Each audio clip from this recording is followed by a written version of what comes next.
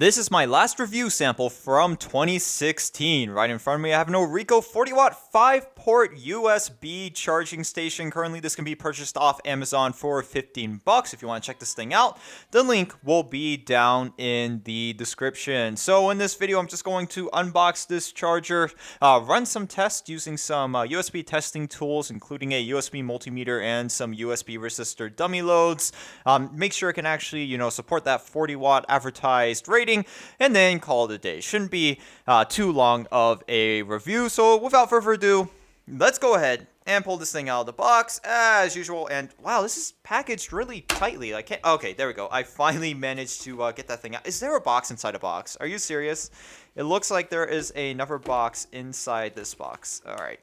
Come on, maybe I opened it the wrong way. Okay, there we go. So there is sort of a secondary box. So it looks like we have a some sort of customer service card right here, user manual. Now we shouldn't need either of these. And then the power cord leading to the charging station itself. I believe this is advertised to be 4 feet long, and I will check that in just a second.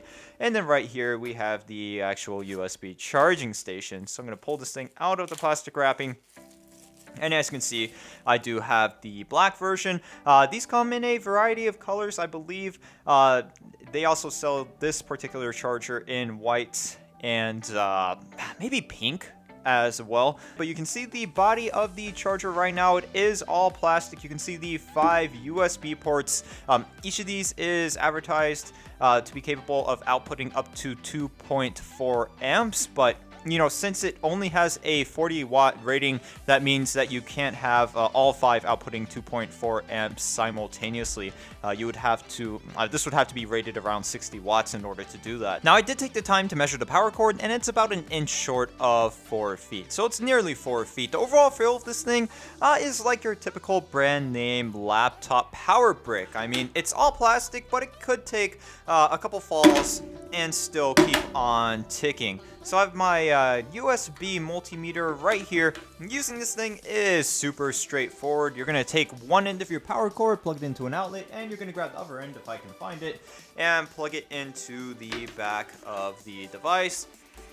A white LED indication light is going to come on, telling you that everything is A-OK with the power supply. And you can see that we're getting 5 volts from all of the USB ports now. So I got my Samsung Galaxy S4 right here.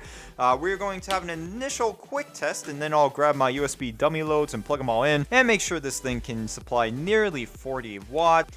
There we go. So on average, my S4 is pulling about half an amp from this thing, and you can see once again voltage is still holding steady there.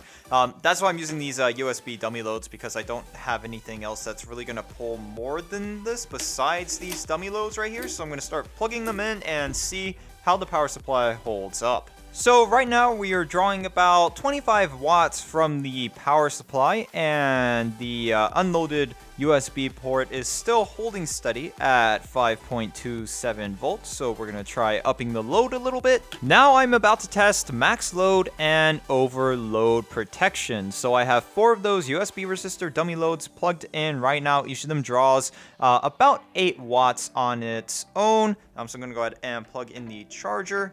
And as you can see, no problem there. I'm going to load this USB port, and at this point we're hitting about 40 watts total power draw from the unit, and it's handling that just fine. Now I'm going to test overload protection, because we're sitting at 40 watts, and once we go over 40 watts, something should happen at this point to cut the unit off, prevent it from self-destructing. So let's go ahead and plug this one in. This one is set to 1 amp. And what happens?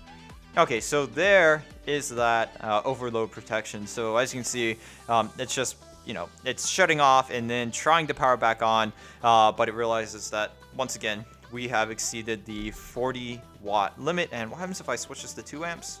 Will this completely shut off?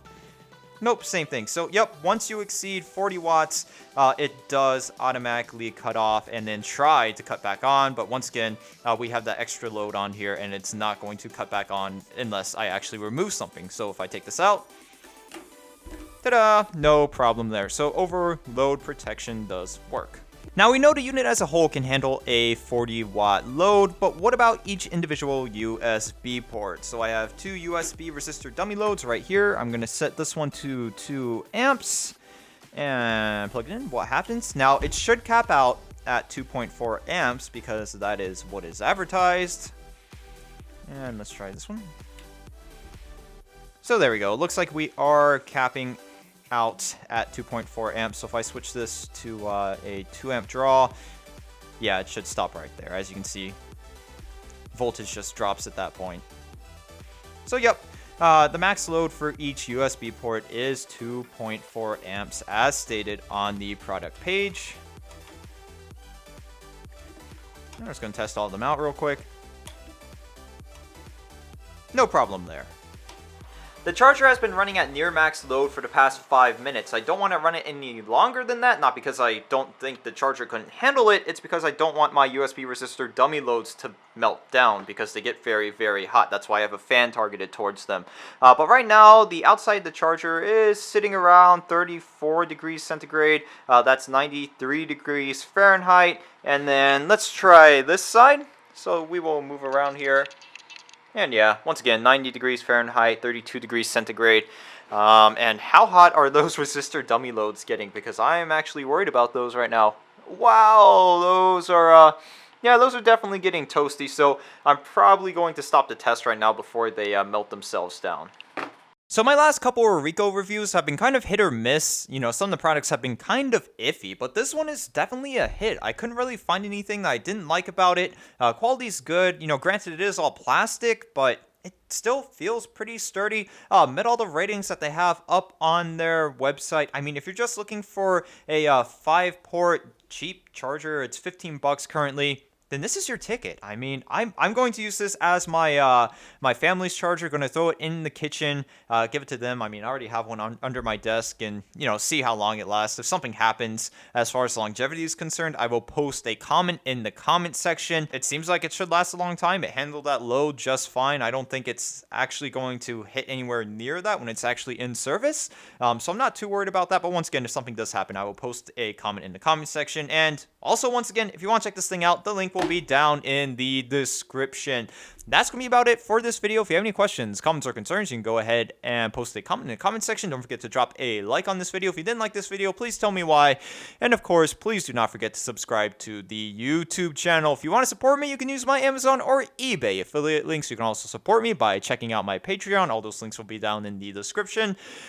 And of course, please do not forget to drop a like on the Facebook page. Behind the Scenes episode 3 is now out. That link will be in the description as well. Thanks for watching, guys. I will see you in the next installment of A Computers and Technology.